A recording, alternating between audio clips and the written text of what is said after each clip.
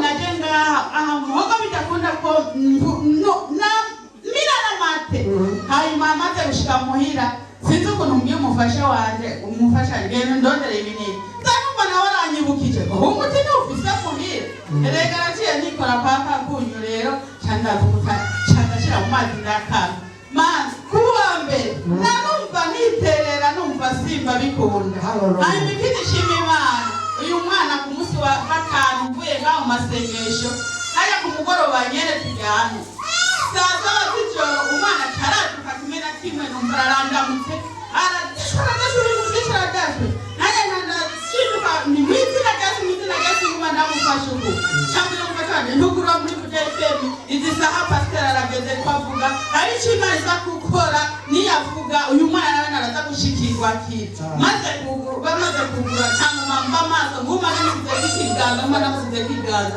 umwana rero nakimbo nani akize ntamvuga nti Imana ni heza ga pastor akiyemo amasengera n'abagwaye hanyuma Tuko tunasengera abagwaye umwana yaciye tukomera amashi.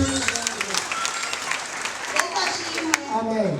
Ngiye gushima Imana yagejeje ngaha kuri uno saha.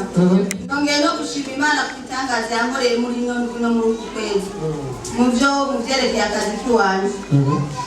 Mu kazi kiwanje natanguye gukora urumva mahera bampemba sinari nayashimye.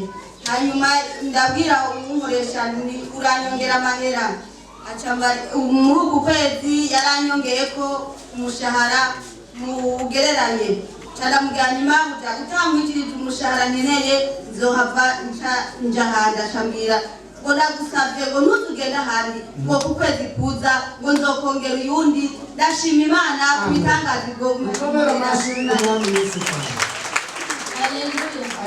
ndashima Imana ukuntu bwiri muzima yarangize mu mwaka uheze nari ndwaye igihe kirekire nawe mu nda tavuga yuko ushobora kuja kumanda mukuru neza naragira constipation cyane ahora nza hano umukozi w'Imana asengera rero ibintu biheze yarahera bikagaruka dimanche iheze kiriya gihe twazunguruka hano dusambuza Yeriko narize Imana ndabiha imbere y'Imana ishoboye kunaniza ikibazo fise rero ndashima no kuri ubu bimeze neza narakize Imana ihabwe icyubahiro nashima Imana no kuri Imana yangiriye neza umwaka uheze nashoboye kuronka akazi nayisabye akazi Imana yakama nzotangura itariki imwe y'ukwa kabiri Imana ihabwe icyubahiro dukomere amashi umwami wacu Yesu uwamwaka uheze Yeriko yasenyutse tuduze icyubahiro cy'umwami Yesu Imana yagize neza Yesu ashimwe cyane Nenda shima Imana kubona Imana yabwiye neza ikankoresha. Jewe kwa kabiri haraje umumama avuye mu ntuza mu Cyangugu afise umwana arwaye umutima. Hanyuma umwana yari yavyimbye wese hanyuma afise na kishe iriko umutima nyine kuvyimbye havyimbye. Hanyuma araza arambwira ngo wenda musengere. Ndavuga nti Imana nikora. Ndafata rero ndamusengera ndafata abantu ku rubavu mwana ndavuga nti none nzane kakunyu ndamuhe acavuga ati oyaye amaze iminsi atari umunyu no muri atwaraje kugaburira umunyu ati kubera yera atagwaye umutima afyize hanyuma ndamubwira nti rero n'umunyu kwa wansi ndavuga ndakubona ndafata amavuta mu kwizera amavuta arasengesheje ngaho ndafata ndayasiga ngaho mu rubavu ndavuga nti Imana ndagusavye uzonkorera igitangaza ni kandi nanjye gushingira intare mu gatondo caragenda kwa muganga agiye kwa muganga aramupimisha bamujyana muri ecography naho aca aravuga ati ahubwo umwana muramubeshyira ntagwaye umwana arakomeye ahubwo iyo miti nimuyihebe muriko muramuruhishiriza ubusa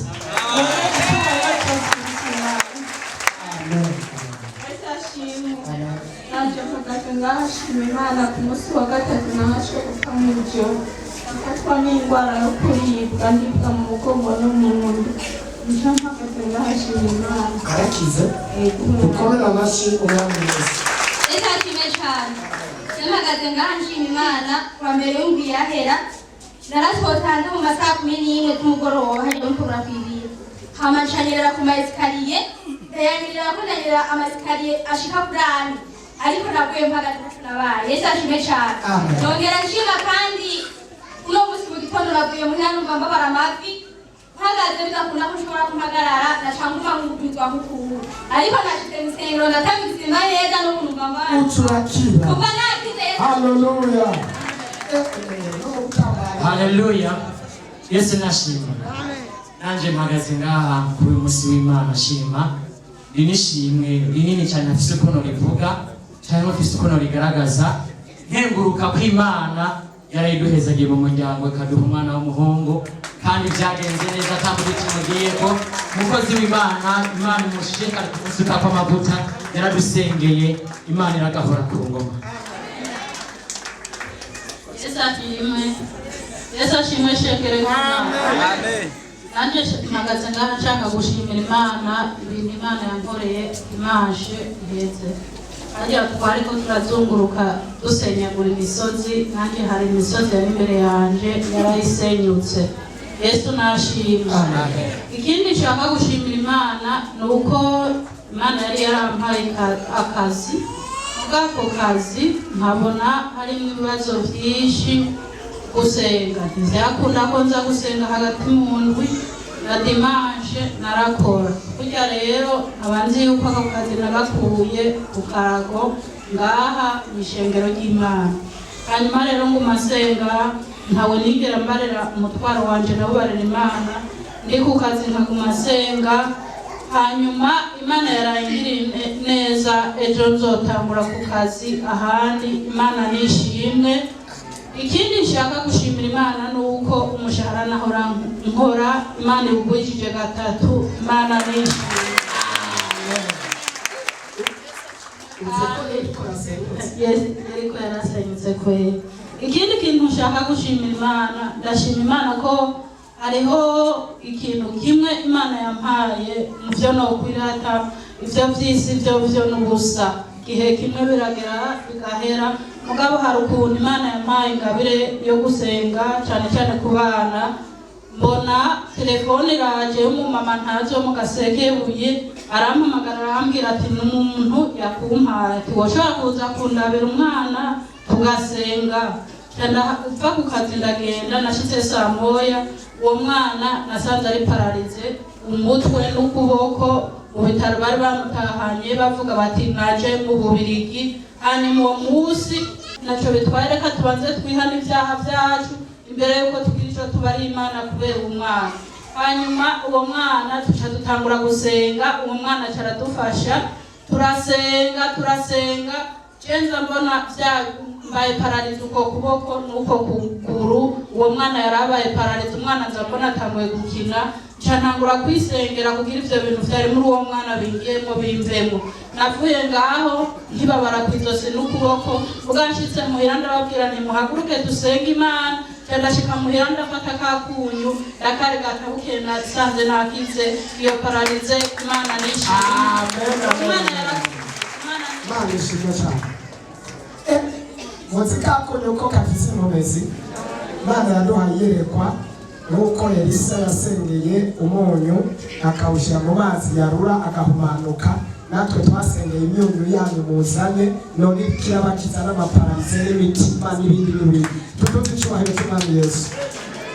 Yesu nashimwe nanjye mpagaze ngaha ngomba gushima Imana yewe nari maze imyaka itari mike nari mfise umudamu wanje yari yarize araheza amashuri mugabo acaba ngaha mw'ubwo buzima atakaza afise hanyuma ndashimira mwarimu Auguste yaraje arambwira ati Alex guhera uyu munsi nimba senga Imana yo mwijuru nta ndwi igiye guhera umudamu wawe atarose akazi muri iyo ndwi nyene itaranahera nagiye numva telefone Ngozi bamuhamagara bacambwira ati nyabuna dana diploma yawe habonetse ahantu ushobora gukora ndavuga ati Mana urishuye kuko amafaranga nari maze gupoteza yari menshi hanyuma ikindi ngomba gucagagura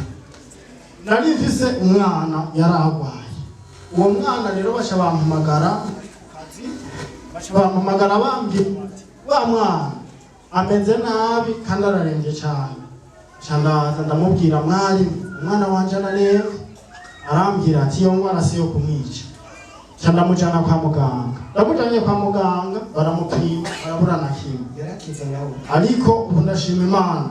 Mwarimu Auguste yaciye ampa akunyu n'agasabuni ati genda kakunyu ushire ku kiyiko, aka gasabuni nakumwoze.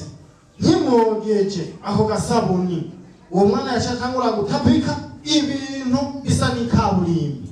Ndashima Imana gushika uyu munsi uwo mwana arakina kandi yarakize. Imana ihabije Amashi menshi cyane. Imana yaravuze ko muzana amasabune y'amahomo tukayasengera, kandi umuntu wese baroze cyane agwaye indwara ko muzomwoza ako kahoma kacakira. None Imana ishimwe kuri kirakorera mu yereko Imana yatanze, twongere tuyikomere amashi.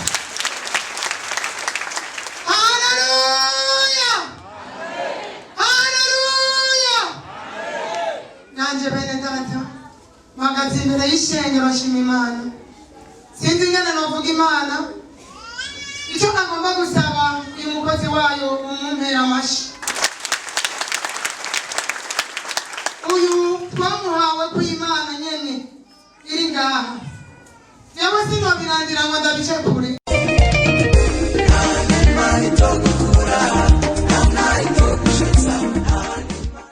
Nzandamuririra ko ngomba tuge ruguru. Arambwira ati muzoduga ruguru we muzobina. Ndamubwira ni jewe gataye mvise ni gato. Arambwira ati reka tugasengere. Sindonze kuyadondagura kuko ni birebire. Tumaze gusenga nja gutangura ku kazi. Uribona niyo mwaka uheze niho nandikaga kete ndakwa ni Imana. Uyu mwaka nyene wa 2020 unkure mu butangana. Mu kwa mbere mwana chenguriye parasel. Mu kwa gatandatu njenda yuba ubu narimutse mbi wanje. Cyane umuteko ari umukozi w'Imana yasengera. Kandi byavuye mu kantu gato. Iyo ariko aratubwira ati Imana ikorera ku kantu gato. Tuze tubyakira ibyo tubwira tuze tubyakira. Kuko ibyo yavuze Imana yabishize mu ngiro. Imana ibaheze. Amen. Ikomera amashi umwami mwiza. Ubugeni Imana yamugiriye neza, akambuza ubutayu ibihumbi 10. Ibihumbi 10 abiguramo parasel, abyubakamo inzu. Ibihumbi 10 abiguramo n'ibibanza bingahe byo mu isoko. Kimwe cyo muri yakubanye ngo atwara miliyoni 4 yaranze. Bivuye mu bihumbi bingahe? Biribwa ngo nzohezagira amaboko y'ibiganza byanyu. Iyo turiko turavuga dukoreshwa n'Imana, ivyo tuvuga turarema kandi Imana ikabisohoza. Wikendere n'akantu gato wewe ukazane tugasengere hamutambura uzoraba umugwiza uzoba muri ako nyene. Yesu ashimwe kandi je intaye wanje ni ndende sino Imana vraiment. Minoti biri gusa. Je ndashima Imana ku itariki imwe nari ndwaye ja kwa muganga bavuga yuko bagomba kumbaga mu muhogo kubera nta mazi nama sinarya nta kintu na kimwe byakunda ko nkora, ariko ndabwira mabuja kuko cyakazi kiwanje nkora kamisi yose n'akazi ko munsi. Ndabwira mabuja reka dutahe, je ndafise umutima uhira cyadataha mwijoro ndanwa akunyu ndara ndasenga ijoro ryose nsaba Imana ati unkorere igitangaza je nzoshinga intahe. Imana yaranyumviye vraiment, naciye nkira umuhogo buca wateranutse wari warafatanye. Ikindi shima Imana nuko yankijije ibyaha, kare sinarinzi gusenga kubw'abavyeyi twaja gusenga tugashikira ku giti kuva tukiri bato. Imana yarakoze yagukiriye kureka Imana ishimwe. Dukomere Imana amashi. Kubera ko hawe agakiza ikamuha kubimenya. Tekana Imana iguhumeshe. Nuko yankijije ibyayo Mana warakoze. Imana yabwicyubahiro. Dukomere amashi Imana ikijije ibyaha abantu. haleluya haleluya haleluya. Iyo turiko turavuga ubutumwa bwiza bw'ubwami ni ukugira ngo abarushe baruhuke, tuduze icyubahiro cya Yesu yadukijije ibyaha. Haleluya. Yesu ashimwe. Amen. Nanjye nze gushima Imana kuri ya kado Imana yaduha. Ndasabye n'imbabazi ko natevye kuza gushishimira. Ndi umwe muri abumwe we wahamagara Imana yatanga abafise ibimenyetso bazi. Naraje burya bukeye naciye ntangura gukoresha ibintu bimeze nk'ibitangaza kuko n'Imana ndibuka yavuze muri twebwe ngo hariho abantu ngo bazokiza ngo imvu. Nanjye ndashimira Imana ko natanga gukiza imvu kugeza naho ntangura kubona ahantu ninjira mu nzu nze ngende gusengera umuntu kandi bikava uko nyene. Burya ntangwe kugenda kora abantu batanguye gukira zamvu batangura gutangara kuvuga ngo wewe nguriya ngo numwene Yesu. Bakaca baza kunuma ko ngo nzi ngo ngende kumusegera. Baca bakira namukuze kwiganza nkuko akacakira ubwo. Ziko Imana irikirako. Nukomera amashungani wacu Yesu Kristo. Yakira ubushobozi bwo gukiza indwara mu izina rya Yesu. Dutegerezwa gukora kuko Yesu ari muri twebwe. Yesu ashimwe cyane.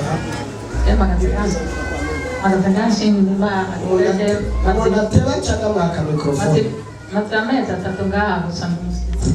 Nacenga pasitore ambwira ngo wowe bazi ko wahashije gupfa ngo nawe ubona uhera. Hama ikindi nari ngwaye nayifise ibintu mba niyagaza. Kuryama sinaryama sinigera sinzira n'umunsi umwe. Pasitore arambwira ati utuze ndagusengere hari n'ibindi bintu nzokubwira mw'ibanga. Ndaza arambwira hanyuma aca asengera rya munyu n'isabuni byose ndabikoresha. Byose ibyo nari ngwaye byose birakira n'itiro ndaryama nk'akayoya. Ikindi nshimira Imana ni uko ku Noheli Imana yankijije. Nari mfuye twariko turasangira n'abandi ku Noheli batashe nca ndatemba muri dushe nca mvunika intoki zibiri nca n'umwokora no kwitako nyene ndababara nca ndabwira Setani, wewe Setani wewe nta na kimwe ushobora kumbwira kuko naramaze kumenya Yesu. Hanyuma ntibashizwe mw'ijoro bica barungika ibindi bintu kunika birandige nka ndafata y'amazi aheza agenda mija hejuru ku nzu bica birahera. Ndishimira Imana nuko uwo mwaka narose kado kuva nakabayeho nta kado je nari bwaronke narose kado y'igitenge. Imana ishimwe cyane. Haleluya. Tufashe kudoza icyubahiro umwami Yesu yabahaye igitenge no kubikoza kivuye muri kado. Yesu nashimwe. Hama nanjye ndashima Imana muri byinshi Imana yankoreye. Numva novuga bitatu. Icyambere ndashima Imana mu mitwaro twari twanditse itatu. Umutwaro wa mbere Imana irikira wishura.